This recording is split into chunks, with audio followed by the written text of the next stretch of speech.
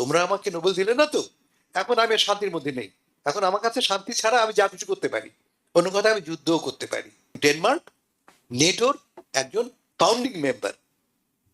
এখন সেই founding member সম্বন্ধে প্রেসিডেন্ট ট্রাম্প বলছেন যে এটা আমাকে দিতে হবে। এই মুহূর্তে পশ্চিম ইউরোপীয় দেশগুলি নেটো মেম্বাররা বললো যে আর নয়। ফ্রান্স বলল, ইউকে বলল, কানাডা বলল।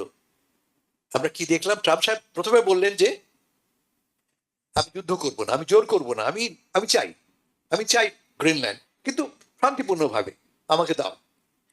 এবং সে কথা বলার 24 ঘন্টার মধ্যে আমরা কি জানলাম? ট্রাম্প সাহেব মেনে নিয়েছেন নেটোর প্রস্তাব।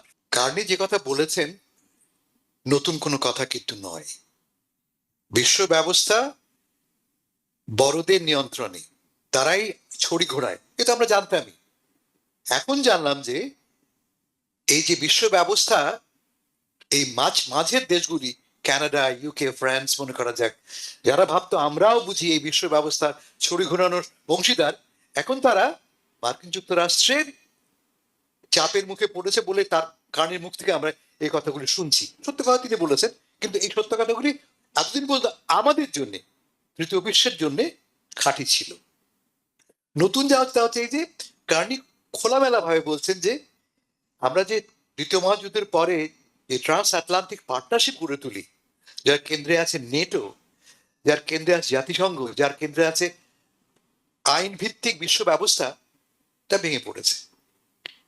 এবং তিনি অলক্ষ্যে বলছেন যে ভেঙে পড়ার মূল কারণ কোন কোন দেশ, তিনি স্পষ্ট নাম বলেননি কিন্তু বুঝি আমরা, তিনি বলছেন মার্কিন যুক্তরাষ্ট্র এই বিশ্ব ব্যবস্থাকে তার নিজের স্বার্থে ব্যবহার করছে। এটা নতুন কোনো কথা না, কিন্তু খোলামেলা ভাবে এই প্রথম দেখলাম একদিন বললেন। ফলটা কি দাঁড়ালো? এর পরিপ্রেক্ষিতে আমরা সবাই জানি কেন এই কথাগুলো উঠছে। তা হচ্ছে এই যে মার্কিন যুক্তরাষ্ট্র, মূলত আমাদের প্রেসিডেন্ট ডোনাল্ড ট্রাম্প সাহেব এই বিশ্ব ব্যবস্থাকে ব্যবহার করছেন তার নিজের স্বার্থে এবং কোনো কোনো ক্ষেত্রে তার ব্যক্তিগত স্বার্থে। আমি এক্সাম্পল দিই, আপনি বলেছেন নোবেল পুরস্কারের কথা বলেছেন। নোবেল পুরস্কার দেয় নোবেল কমিটি বলে ফাউন্ডেশন বলে একটা জিনিস আছে, সম্পূর্ণ ইন্ডিপেন্ডেন্ট। তারা ঠিক করে কে নোবেল পুরস্কার পাবেন না পাবেন। ডোনাল্ড ট্রাম্প সাহেব ক্যাম্পেইন করছেন তাকে এটা পুরস্কার দিতে হবে, এবং তিনি নরওয়ের প্রাইম মিনিস্টারকে লিখছেন যে তোমরা আমাকে নোবেল দিলে না তো, এখন আমি আর শান্তির মধ্যে নেই। এখন আমার কাছে শান্তি ছাড়া আমি যা কিছু করতে পারি, অন্য কথা আমি যুদ্ধও করতে পারি। এবং যুদ্ধ তিনি করেও দেখেছি আমরা।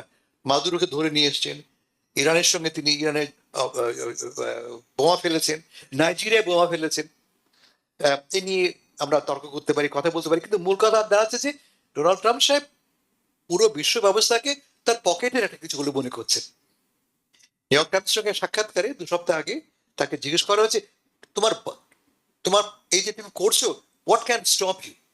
আন্তর্জাতিক আইন তোমাকে বাধা দিতে পারে? আর তিনি বলছে আমি আন্তর্জাতিক আইনে বিশ্বাস করি না, একমাত্র বাধা হতে পারে মাই ওন মোরালিটি, আমার নিজের ভালো মন্দ বোধ, মাই ওন মাইন্ড। তার মানে আমি যা ভালো মনে করব তাই করব, আমি যে ভালো মনে করব না তা করব না। অর্থাৎ তিনি সমস্ত বিষয়ের একমাত্র জাজ, তিনি জাজ, তিনি এক্সিকিউশনার, তিনি ফলে এই একটা অবস্থার মধ্যে পড়ে আমরা দেখলাম পশ্চিম ইউরোপীয় দেশগুলি এবং কানাডা উঠে দাঁড়ালো। এতদিন পর্যন্ত আমরা শুনিনি। আমরা কি দেখেছি? ছুটে আসছে ইংল্যান্ড থেকে, ইংল্যান্ডের প্রধানমন্ত্রী, ইউকের প্রধানমন্ত্রী রাজার চিঠি নিয়ে, আসো আমার দেশে বেড়াতে আসো, মানে তাকে খুশি করা যায় কিভাবে আমরা দেখেছি। তাকে নোবেল পুরস্কারের জন্য মনোনয়ন দেওয়ার জন্য দেখেছি আমরা বিশ্ব নেতারা ছুটে আসছেন ওয়াশিংটন পর্যন্ত। এই প্রথম যখন গ্রিনল্যান্ড নিয়ে প্রেসিডেন্ট ট্রাম্প আস্ফালন করছেন যে তিনি গ্রিনল্যান্ড নিয়ে নেবেন হয় ভালোভাবে, শান্তিপূর্ণভাবে, নয় জোর করে, হয় সহজ পথে নয়তো বাঁকা পথে। আমরা বলি না সহজ পথে বাঁকা পথে, উনি এক্স্যাক্টলি এইভাবেই বলেছেন, the easy way or the hard way. Norway হচ্ছে, ডেনমার্ক হচ্ছে গ্রিনল্যান্ড ডেনমার্কের একটি অংশ। আজ থেকে নয়, 300 বছর ধরে গ্রিনল্যান্ড নরওয়ের কলোনি ছিল। 1953 সালে এই অঞ্চলটি ডেনমার্কের একটি সেমি অটোনমাস অঞ্চল হিসেবে ডেনমার্কের অন্তর্ভুক্ত হয়, এবং এখন পর্যন্ত সেই ব্যবস্থা চালু আছে। অর্থাৎ ডেনমার্কের একটি ইন্টিগ্রাল পার্ট হচ্ছে গ্রিনল্যান্ড। এবং ডেনমার্ক নেটোর একজন ফাউন্ডিং মেম্বার। এখন সেই ফাউন্ডিং মেম্বার সম্বন্ধে প্রেসিডেন্ট ট্রাম্প বলছেন যে এটা আমাকে দিতে হবে, হয় সহজ পথে নয় বাঁকা পথে। এই কথা বলার পরেই কিন্তু দেখতে পাচ্ছি আমরা যে প্রথমবারের মতো আমার বিবেচনায় এই প্রথমবারের মতো দেখলাম আমরা নেটোর মেম্বাররা পশ্চিম ইউরোপীয় দেশগুলি উঠে দাঁড়ালো, শীত দ্বারা শক্ত করলো এবং তারা বললো not anymore. Interestingly financial Times ট্রাম্পের নাম দিয়েছে টাকো, DACO। টাকো মানে ট্রাম্প অলওয়েজ চিকেনস আউট। একটা এক্সাম্পল আপনাকে দিয়ে আমি, আপনার মনে আছে গত বছরে তিনি চীনের বিরুদ্ধে ক্যাম্পেইন শুরু করেছিলেন, দেদার ট্যারিফ ইম্পোজ করবেন। যে মুহূর্তে চীন পাল্টা ট্যারিফ দেওয়ার কথা বলল এবং তাদের রেয়ার মিনারেল আর্থের উপরে নিয়ন্ত্রণ আরোপ করলো, ট্রাম্প সাহেব চিকেন আউট। তিনি গলার স্বর নামিয়ে আসলেন এবং চীনের সঙ্গে নতুন চুক্তি করলেন। একই ঘটনা ঘটলো কিন্তু এই গ্রিনল্যান্ড নিয়ে।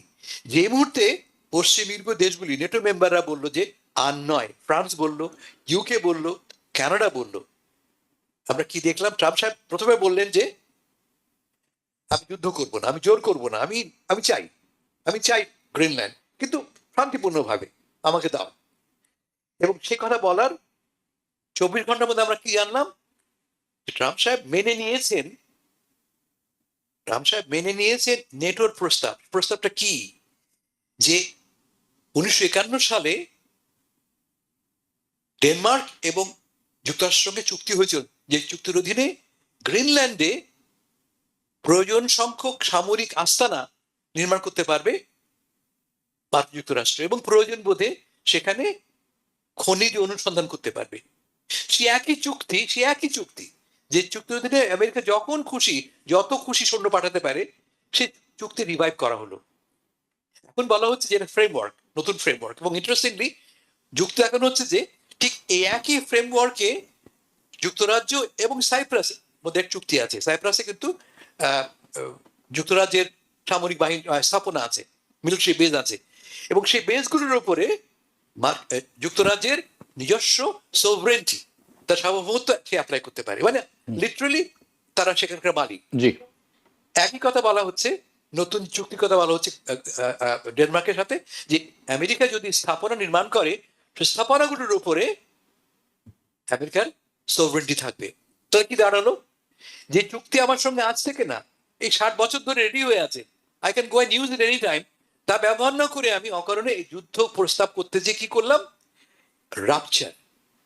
ইউরোপের সাথে, নেটো মেম্বারের সাথে আমাদের মার্কিন যুক্তরাষ্ট্রের সম্পর্কটা ছিন্ন হয়ে গেল, অবিশ্বাস তৈরি হলো। সবচেয়ে বড় কথা, যে বিশ্ব ব্যবস্থা আমরা নির্মাণ করেছি, আমরা বলতে পারছি মার্কিন যুক্তরাষ্ট্র, সেই বিশ্ব ব্যবস্থাকে কলা আঙুল দেখালাম আমরা, ফলে আমাদের প্রতি অনাস্থা জাগলো, অবিশ্বাস জাগলো। হ্যাঁ, আমি আসছি নেটো প্রসঙ্গে। সাধারণ আমেরিকানদের ধারণা খুবই খারাপ। তারা মনে করেন নেটোকে শুধু দেওয়া হচ্ছে, নেটোর বিনিময়ে আমরা কিছু পাই না নেটো থেকে। নেটোকে অর্থ দেওয়া হয় সারা পৃথিবীতে যাতে আমেরিকা ছড়ি ঘোরাতে পারে। নিউ ইয়র্ক থেকে সম্প্রচারিত TVN 24 টেলিভিশন বিশ্বজুড়ে বাঙালির কণ্ঠস্বর।